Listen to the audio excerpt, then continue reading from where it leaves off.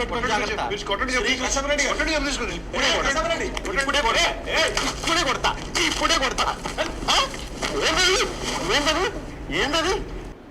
Friends. బీజేపీలో sadism batch ఇంతింతకై ఒటడింతై అన్నట్టుగా పెరిగిపోతూ ఉంది. అనేక రకాలుగా పార్టీని అడ్డం పెట్టుకొని, మతాన్ని అడ్డం పెట్టుకొని చాలామంది మీద వికృత చేష్టలు, భయాందోళనకు గురయ్యే పరిస్థితులను తీసుకొస్తున్నటువంటి బీజేపీ దేశవ్యాప్తంగా చాలా ఘోరాలు సృష్టిస్తూ ఉంది. అందులో ముఖ్యంగా అజ్ఞానులు, చదువుకొని అజ్ఞానులు కూడా మతం గురించి ఏం తెలియకుండా మిడిమిడి జ్ఞానంతో మతం రంగు పులుపుతూ ఏదో జరుగుతున్నట్టు గగ్గోలు పెట్టి ప్రయత్నం చేసేటువంటి చాలామంది మూర్ఖులు పెరిగిపోతున్నటువంటి సందర్భం. రమణమూర్తి గారిని చెప్పుతో కొట్టినటువంటి విషయాన్ని మీకు ఒకసారి చూపిస్తా.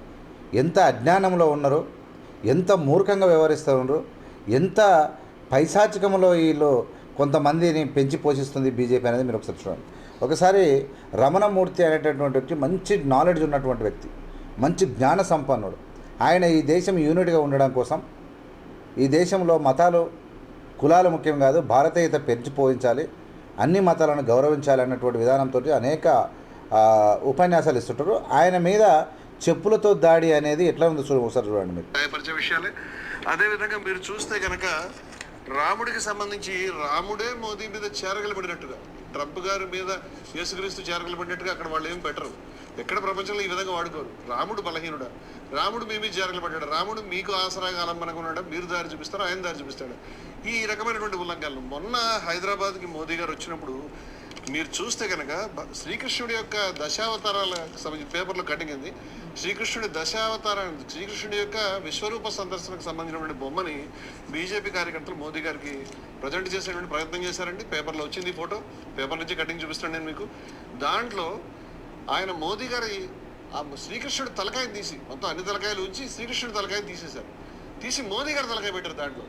ఇది అన్ని కూడా మేము బాధపడేది. అదే విధంగా హిందువుల యొక్క ప్రధానమైనటువంటి శ్రీకృష్ణుడి తలకాయ అవకాశం వచ్చినప్పుడు మీరు రాండి. శ్రీకృష్ణుడి తలకాయలంటే చెప్పు తీసుకొని కొడతా, అదుపులో పెట్టుకోండి.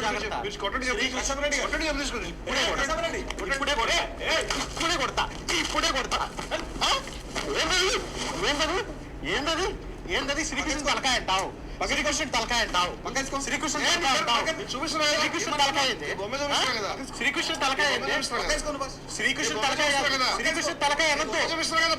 తలకాయ ఎవడైతే ఈ ఉన్మాద్ ఎవడైతే ఉన్నాడో, ఈ కాశ్యప్ గాడ ఎవడో లొట్టపీస్ గాడు, వీడెవడో మనకు సంబంధం లేదు. అయితే శ్రీకృష్ణుని దశావతారంలో శ్రీకృష్ణుని వీడికి తలకాయ వరకు కట్ చేసి మోడీ తలకాయ పెట్టిరు అన్నప్పుడు వీడు మనిషి అయితే, వీడు దైవ భక్తుడైతే శ్రీకృష్ణుడు ప్లేసులో మోదీ తలకాయ ఎట్లా పెడతారు? మోదీ మనిషి కదా, శ్రీకృష్ణుడు నా దేవుడు కదా, మోదీ మీద చర్యలు తీసుకోవాలి, మోదీ దేవుళ్ళకు సమానం కాదు కదా, మోదీ అబద్ధాలు ఆడుతాడు కదా అని మాట్లాడాలి. కానీ ఈ మానవ మృగం, ఈ రంగేసుకున్నటువంటి మృగం ఏం చేసిందంటే చెప్పు తీసుకొని, ఒక సాధువు అయినటువంటి చెప్పు తీసుకొని కొట్టినప్పుడు మళ్ళీ తిరిగి కొట్టకుండా, ఆనాడు మహాత్మా గాంధీ ఏ విధంగా ఒక చెంప కొడితే ఇంకో చెంప ఏ విధంగా చూపించాడో మహాత్మా గాంధీని గుర్తు చేసినటువంటి మహోన్నతమైనటువంటి రమణమూర్తి గారు ఇలా ఆయన కాళ్ళు మొక్కాలనిపిస్తూ ఉన్నది. ఇలాంటి అంటే మృగాలు చాలా మంచివి. కొంతవరకు మనం మృగం ఎందుకంటామంటే ఒక జంతువు చంపి తింటాయి కొన్ని, వాటిని మాత్రమే మనం మృగాలు అంటాం, విష జంతువులను. అలాంటి వానికన్నా ఎక్కువ వీడు వీడు ఎంత షాడిస్ట్. ఇవన్నీ జరగడం ఎందుకంటే అజ్ఞానంలో ఉన్నప్పుడే, విజ్ఞానం లేనప్పుడే, మూర్ఖత్వం లోపల ఒక జంతువు ఇంకో జంతువు ప్రాణం తీసినట్టుగా అలాంటి జంతువు మైండ్ కలిగినటువంటి వెధవలు మాత్రమే ఇలాంటి టీవీ స్టూడియోలలో దాడులు చేస్తారు.